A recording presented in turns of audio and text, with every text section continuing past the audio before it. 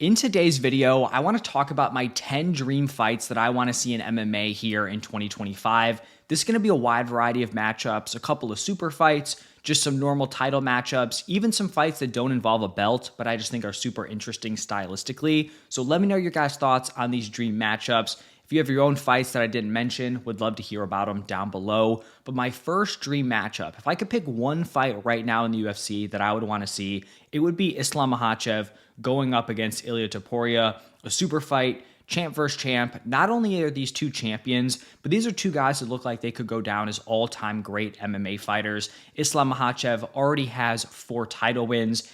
I don't think there's anyone currently at lightweight that, I'd pick to beat him. Obviously, he could get caught, lose in some fluky way, but just skill for skill, I think he's clearly the best 155er. And then for Ilia Topuria, only has 2 title wins, but you look at the quality of competition, knocking out Volkanovski and then knocking out Max Holloway back-to-back, like that might be the best back-to-back wins in MMA history. First man to beat Volk at 145, first man to knock out Max Holloway. In my opinion, these are the top 2 pound-for-pound fighters in the UFC, which is why, this would be my number 1 here. I think some people might think this wouldn't be super competitive. Islam obviously being the way bigger guy. Ilia, is definitely big for 145, but his frame isn't huge, right? Like he's not super tall, fairly short for the weight class. But I actually think this one would be more competitive than people think. First off, Ilia is super well-rounded. Now, his grappling has never been tested by someone like Islam with his skill or his size, but we saw Volkanovski hold up fairly well in the grappling department.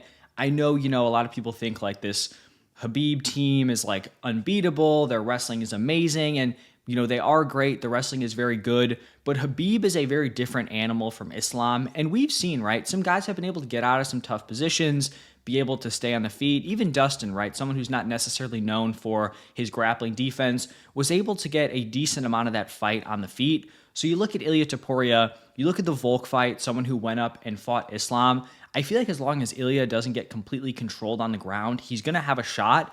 And he has something that Volk did not have in that Islam matchup, which is just fight-ending power, right? If Ilia Topuria hits Islam Makhachev clean, Islam is going to get rocked. He can go out. So I think that's what adds a really interesting dynamic to this fight, is for a guy like Volk, he would pretty much have to fight like the perfect fight for 3, potential rounds to win that matchup. For Ilia, he could win a decision, but he could also just go out and flatline Islam Makhachev. So that would be my number 1 dream fight, Islam, Ilia, super fight here. My number 2 is something that's probably more realistic and something I do really want to see, Jon Jones taking on Tom Aspinall. We ended the 2023, fight year with both these guys being champions. Jon Jones had like the official title, Tom Aspinall was the interim, and somehow we went the entire year without these guys unifying the belts. Let's be real here. It's not Tom Aspinall not unifying the belts. It's Jon Jones, the UFC, not making that matchup a priority. But for Tom Aspinall here, like interim champ for a year, defending that title, he deserves a crack at the undisputed title, whether that's against Jon Jones or the UFC stripping him, Jon Jones vacating. Tom Aspinall's next fight has to be for the undisputed heavyweight belt. You look at Jon Jones here, 2 fights up at heavyweight, had the long break, moving up, wins over Cyril Gane, Stipe Miocic, looked very good in those matchups, right? Completely, picked Stipe apart, submitted Cyril Gane super quickly. Tom Aspinall is a different animal though. 8 UFC wins, all of them by finish, 7 in the first round. He has 5 wins over current top 10 heavyweights, and he has the shortest average fight time in UFC history. I know a lot of people see the name Jon Jones and they just pencil him in for a win over whoever he's up against. And I'm not saying he can't or won't beat Tom Aspinall, but Aspinall is a very, very unique challenge. He is a legit heavyweight. He is in the prime of his career, super powerful. He is a super dangerous matchup for Jon Jones, and I want to see Jon Jones get that test up at heavyweight. I still don't think Jon Jones has proven that he is the best heavyweight in the world. He did not beat Francis Ngannou. He has not defended against the interim champion. So I do think this would do something for Jon Jones' legacy, even if him, and maybe some fans don't think so. But we got to see this matchup. The top 2 heavyweights in the UFC. Hopefully the UFC can make it happen. And these guys deserve to get paid, right? Jon Jones is going to want to get paid for taking a dangerous matchup, and the UFC should be willing to do that. Now, my next fight, another just, normal title matchup here, we have Dricus du Plessis going up against Khamzat Chimaev. Now, if Sean Strickland wins the DDP rematch, would also be fine, with Sean Strickland here. This is more so just seeing Khamzat fight for the title. A few years ago, it looked like he was just undeniable potential welterweight champion. People thought he could be a double champ, maybe even the first triple champ in UFC history. And with, I guess just weight issues, health issues, visa things, he's kind of stalled a little bit, right? He hasn't gotten to the mountaintop as quickly as a lot of people expected, but he's in a prime position here. He's 8-0 in the UFC, coming off a super impressive round 1 submission over Robert Whittaker. Like, he should be next for the title after that DDP Strickland rematch. Personally, I think he runs through both of those dudes, but I just want to see him fight. I want to see him get that title opportunity. So that's a fight I'm super interested in. Now, I think this is the only women's fight I have on here, but I think a potential super fight between Valentina Shevchenko and Zhang Weili is very possible here in 2025. For Zhang Weili, I do think she has a really tough matchup against Tatiana Suarez. I would actually pick Tatiana in that matchup, but if Zhang Weili can get through Suarez, who else is she going to fight? Like, maybe she fights Virna Jandiroba, but like, is anyone really clamoring for that matchup? And then Valentina likely going to go up against Manon Fiorot. Who is she going to go up against after that? You have some women in the mix, like an Erin Blanchfield, a Macy Barber, Rose Namajunas could be in there. But like, I don't think there's, a clear next fight after Manon Fiorot. And I think at that point, Zhang Weili pretty much clearing out 115, she definitely could deserve an opportunity to go up, try to become a double champion. And I think that would probably be the biggest fight we could make in the UFC right now. Maybe like Amanda Nunes, Kayla Harrison, once she makes the title, which is kind of an honorable mention. But Valentina Shevchenko, Zhang Weili would be a fun fight up at 125. Zhang Weili, even though she'd be maybe a little bit undersized, super explosive, super powerful, that would be a fun matchup.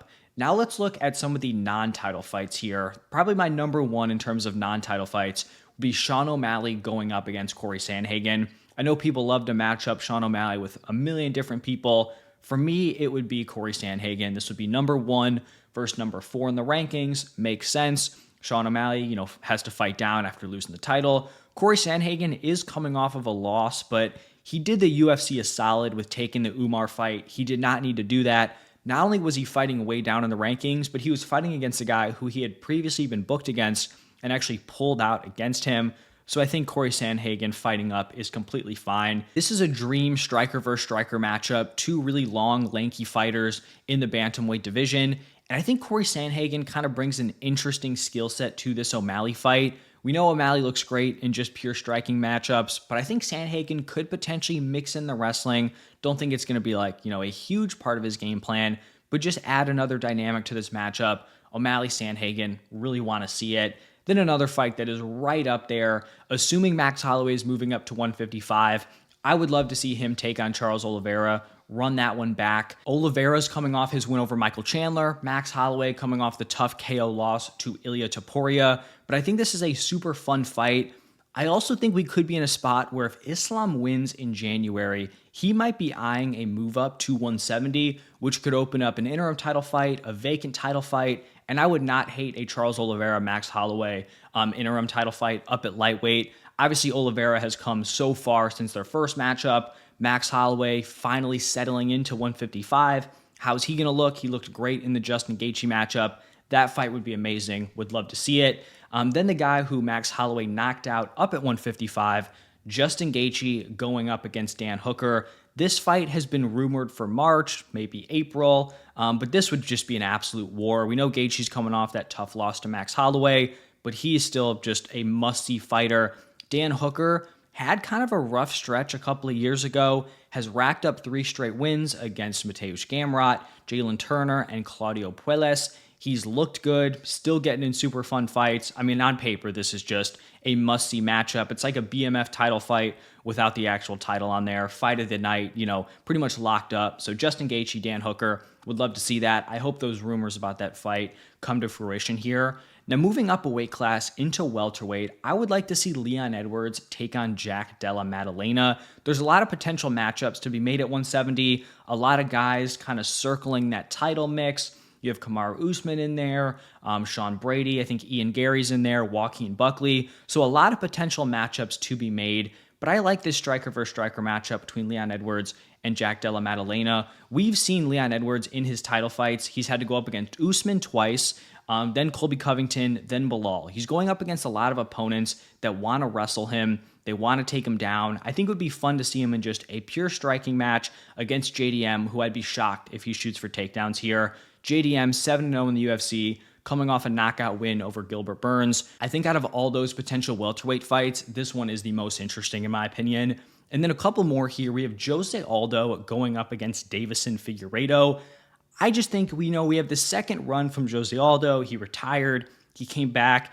Can we get like a fun big name matchup, a big name opponent here for Aldo? His last two, it's been very weird, right? We're matching him up against Jonathan Martinez, Mario Bautista. It seems like they're trying to make a name off of Jose Aldo, but it's really just backfired because first off, he's still legitimately good. Like he's top 5 caliber at this point, maybe right outside the top 5. So he beats Jonathan Martinez, then he loses a very close decision to Mario Bautista. Personally, I thought he won, but it's like even if these guys are beating Jose Aldo, they're not getting a bump, right? Like Mario Bautista beat him on the scorecards and he is more disliked than ever. So they're putting him up against like these young guys that I think they think are going to send him back, but it's really just not happening and it's not like they're getting any payoff from it. So can we get Jose Aldo a fun opponent here? I think the Figgy fight is perfect. Even though Aldo's coming off a loss, would be fighting up. Like who cares at this point? I will say also, if Dominic Cruz wants to fight again, would also love that Jose Aldo Dom Cruz fight. Just don't really know what's going on with him. So for Figgy here, had 3 straight wins at 135. His last fight, main event loss to Petr Yan. Really no shame there. Looked fine. Petr Yan is just, an absolute monster. So Jose Aldo, Deiveson Figueiredo, really fun matchup here between, 2 guys with both great careers, probably both future Hall of Famers, Aldo already in the Hall of Fame. So Aldo, Figgy at 135. And then my final fight here, we are going to featherweight. It is going to be Yair Rodriguez taking on Arnold Allen. 145, a lot of interesting fights to be made. Volk unbooked, Evloev unbooked, Diego Lopez unbooked. Ortega, like the division is pretty much wide open at this point, especially if Ilia is eyeing to move up to 155. I think Yair Rodriguez taking on Arnold Allen, striker versus striker. Arnold Allen coming off a win over Giga Chikadze. Yair Rodriguez coming off a submission loss to Brian Ortega in February. Taking a pretty long layoff. This would be over a year out. We all know how entertaining Yair Rodriguez is, but the vast majority of his opponents are going to try to take him down. That's his weak point. His striking is super dangerous. I really don't think Arnold Allen is going to do that. Like we saw Arnold Allen go up with Max Holloway and fare pretty well. I know he lost the fight, pretty clear decision loss, but he was not shooting for takedowns. He was going out trying to outstrike Max Holloway. I think he's going to do the same thing to Yair. I think he's going to want to put the pressure on him, try to put a pace on him, and I think it would just lead to a very, very fun fight. If this was over 5 rounds, that would just be the cherry on top. And then I will give an honorable mention. We'll stick around in that featherweight weight class. Brian Ortega taking on Aljamain Sterling. I think Aljo's move up to 145, looking really fun for the division. The grappling looked great against Movsar, and I think you pair him up against another guy with great jiu-jitsu, Brian Ortega, you would get a really fun fight. And then I also mentioned that potential Amanda Nunes, Kayla Harrison fight. Not sure if it happens this year, but maybe Kayla fights March, April, May, and then maybe we get that towards the end of the year. Just not really sure what Amanda Nunes' time frame is here, or if she even wants to come back. So those are some honorable mentions. Let me know your guys' thoughts on these. If you have some new matchups, would love to hear them down below. Thank you, and I'll see you guys in the next one.